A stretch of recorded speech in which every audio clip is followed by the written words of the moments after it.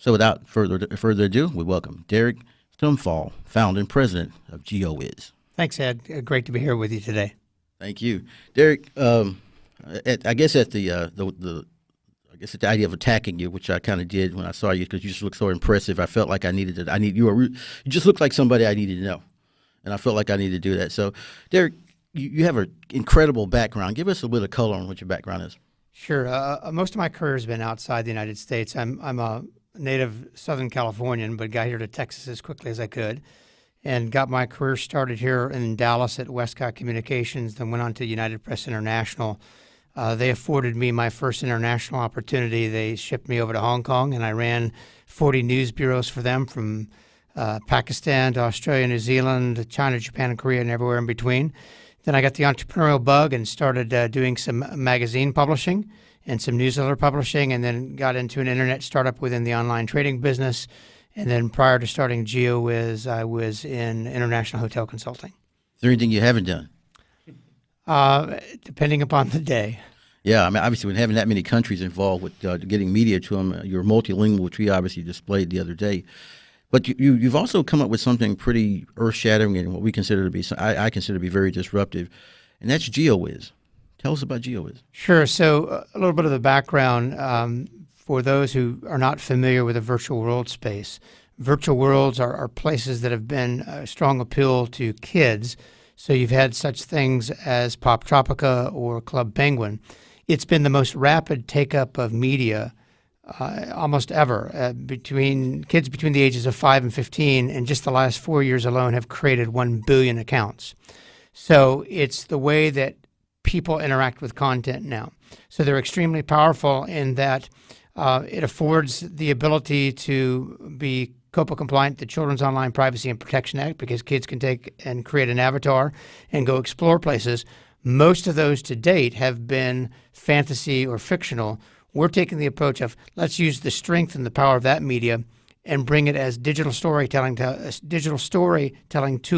for nonfiction, for business and organizations. You gave an interesting, statistic the other day. You talked about the amount of video is being taken down on YouTube and how it affects the virtual world going forward. Can you kind of talk about the impact of video in general and how you expect to make a difference as far as GeoWhiz is concerned? Sure. Well, certainly in today's world, video it's being consumed on demand and is being viewed more and more so off of digital devices. So, who would have thought 10, 15 years ago that the power of an iPhone or a smartphone, it could be a television studio, it could be a broadcast network, it could be a motion picture theater.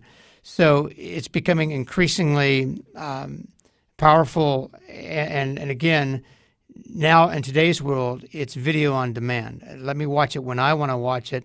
I'm not going to watch it when you're broadcasting it.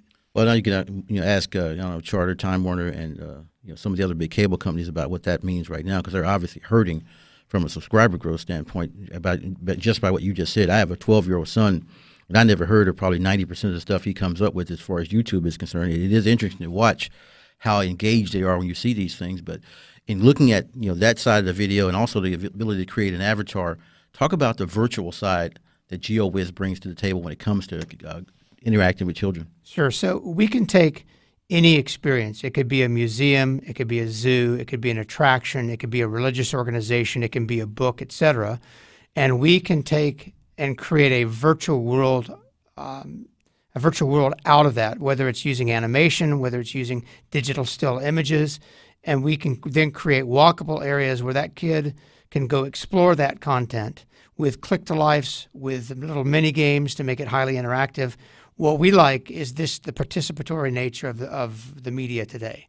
It's no longer passive, but you can actually engage your audience interactively within your message. So with GeoWhiz, you're telling me you can create an interactive world from a world that's not interactive based on the criteria that you have in that particular area. You can actually just create literally, not instant, but an interactive world in virtual reality from scratch.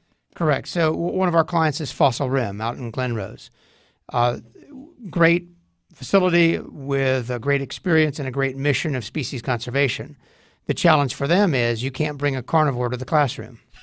So with what we do, we can then bring that experience there and then accentuate it with education, accentuate it with games, accentuate it with interesting facts, and use it as a means to tell the story. When you look at a company like GeoWhiz, it seems like you're somewhat of a problem solver. If you were to take a global view of what GeoWhiz solves from a problem or learning standpoint, how would you describe it? We provide a set of digital tools to help businesses and organizations engage their audience and differentiate themselves from the sea of sameness. Today's world, it's all about engagement. The longer you can stay engaged with your audience or with your clients, et cetera, the more opportunity you're going to have to be able to engage them with your message, whether it's a product, whether it's a service, whether it's a mission, and do it in a fun and interactive way. Going forward, you guys have obviously signed up some pretty high-name customers. What do you see as the priorities for the company in this next phase? I mean, are you looking to grow? You see any changes from growth standpoint as far as either organic or possibly raising capital? What's the next phase? So we're continuing to add enterprise clients, and we're continuing to build on partnerships. We've established a new partnership with Ziosk. They're the leader in tabletop technologies. You may have seen them in Chili's restaurants, Maggiano's, Olive Gardens, et cetera. And so we're adding interactive content to what they do. So it's to continue to build out that partnership, continue to add new enterprise clients, and then look for additional sales and distribution partnerships. Derek, I'm known for going off the reservation because I usually live there pretty often. But in looking at a product like yours, it seems like it would be, and this may be somewhat unfair, but it seems like it'd be a perfect product for in-product advertising, product placement, to where you can literally have things in there that potentially could be part of pushing product through to that particular person. Is that something that is part of what you expect to do? There's a significant opportunity to do that. We have not done it to date, but that is a strong opportunity for us. I think looking at you as in general, we have a couple of minutes here. As you think about how you want to roll out GeoWhiz going forward, what do you see as the biggest thing that you bring to the table to help move this ball down the field? On a personal basis? However you want to tell us. I think from a personal basis, it's just my experience doing business in 65 countries around the world. So it's not just theoretical. It's a network over a lifetime of partnerships, networks, et cetera. And then from a company perspective, it's the barriers to entry from a competitive perspective, they're lower, but also what you can do as a competitor yourself, they're unlimited as well. So I think it's a question of continuing to get those early wins, add to them, being focused on that, and just seeing how the business can grow organically. Okay, one last thing here. With GeoWhiz, do you see it as a borderless ecosystem that essentially adapts itself to any environment? Yeah, we haven't seen any limitations yet. I think the only limitation that we've seen for ourselves or how a business or organization can use it, you're now limited by your imagination. Perfect. Derek, if people want to learn more about GeoWhiz and about you, how do they find you? Come to our website at GeoWhiz. That's www.geowhiz.com. Perfect. Derek, thank you for joining us today. Thanks, I appreciate Ed. Great it. to be with you. This segment was brought to you by Legal Shield. We'll be right back with the Private Equity Spotlight.